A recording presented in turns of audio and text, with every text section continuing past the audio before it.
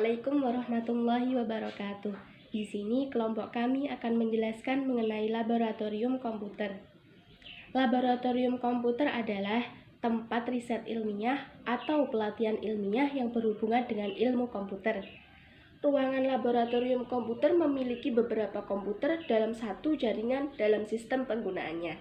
Laboratorium komputer penggunaannya bersifat khusus, berbeda dengan warnet atau warung internet yang mana ditujukan untuk umum. Baik, di sini saya akan menjelaskan materi yang kedua, yaitu tentang fungsi dan manfaat lab komputer. Yang pertama yaitu fungsi dari lab komputer.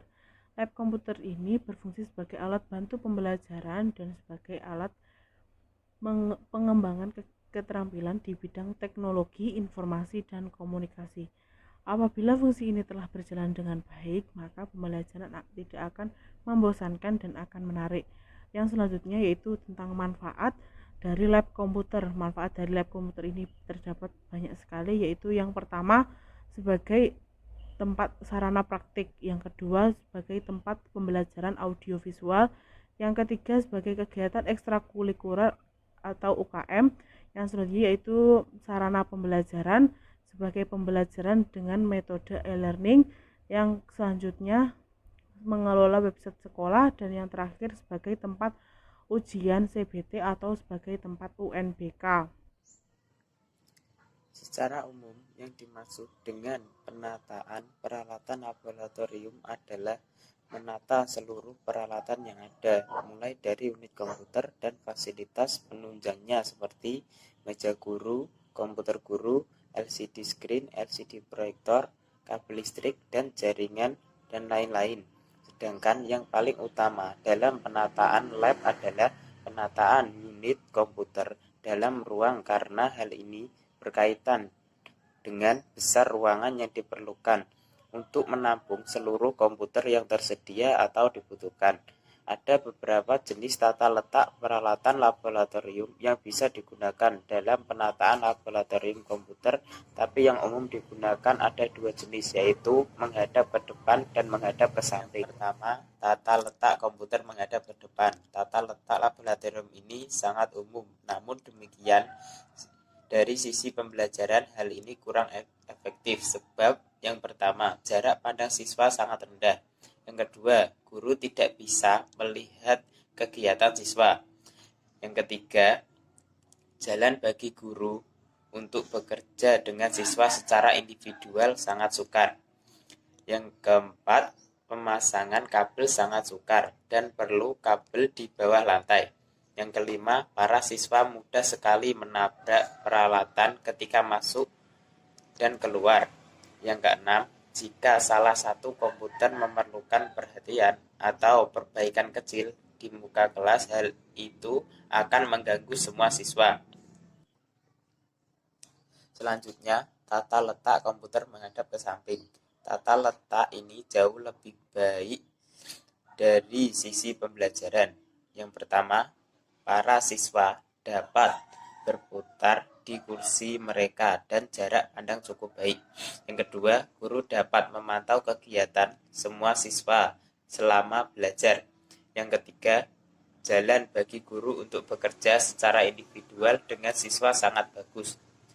Yang keempat, pemasangan kabel sangat mudah dan mudah pula dimodifikasi.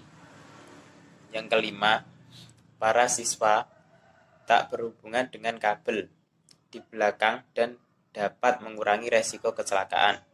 Yang keenam, jika ada komputer yang memerlukan perhatian atau perbaikan kecil, siswa lain tidak terganggu. Dari dua jenis tata letak atau desain laboratorium yang telah dijelaskan, tata letak komputer menghadap ke samping yang merupakan tata letak komputer yang baik atau direkomendasikan.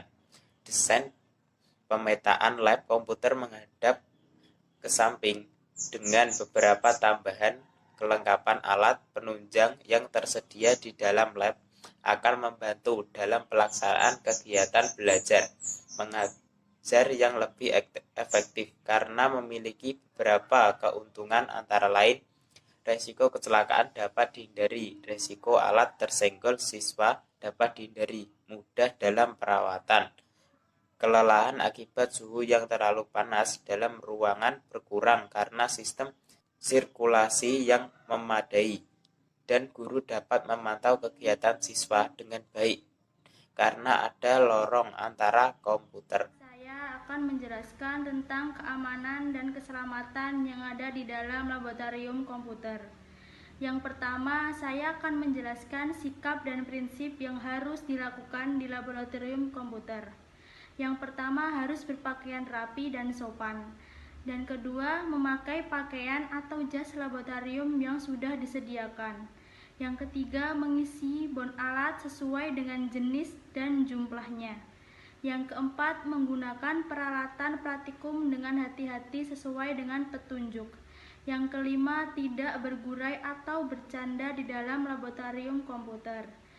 Keenam, tidak makan dan minum atau merokok di dalam laboratorium komputer. Dan yang ketujuh, menjaga keselamatan dengan menggunakan peralatan selama praktikum. 8. Menjaga kebersihan, dan yang terakhir, mengembalikan barang yang sudah dipakai ke dalam lemari ataupun tempat yang sudah disediakan oleh laboratorium komputer tersebut.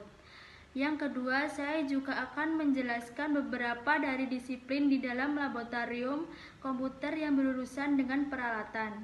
Yang pertama, tidak ada makanan atau minuman diperbolehkan di dalam laboratorium komputer tersebut. Yang kedua, ransel tidak diperbolehkan masuk di dalam lab komputer, dikarenakan ransel harus dititipkan di awal dari mau masuk ke dalam laboratorium komputer. Dan yang terakhir, jika ditemui masalah, jangan diselesaikan sendiri, dikarenakan antisipasi kerusakan yang ada di laboratorium komputer tersebut. Di sini akan saya jelaskan sedikit saja mengenai bahaya dan resiko di sebuah laboratorium komputer.